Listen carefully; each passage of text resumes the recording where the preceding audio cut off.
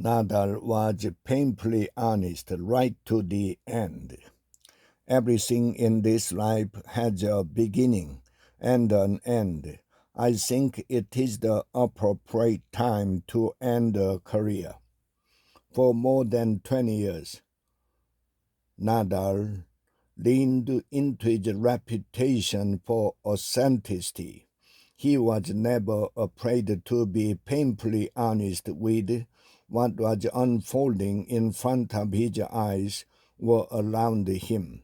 Sometimes he used his words, punctuating a sentence with his trademark, "That is my truth." Sometimes it was one of those eyebrows arched with the curve of his forehead, or the sarcastic grin that barely held back his disbelief. "Really, amigo?" he might have said as Federer played on until 41, essentially on one knee in his final go-round, or as Andy gamely tested rackets and tried to defy spinal surgery this spring and summer.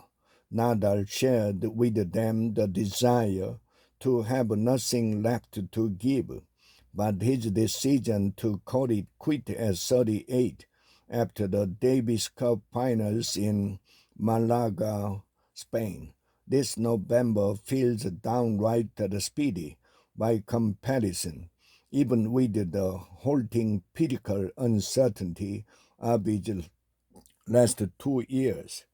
Nadal collected all the data he needed to conclude his time had passed in 16 matches over 4 months, all of them on red clay, the surface where besting him had once been arguably the toughest task in any sport.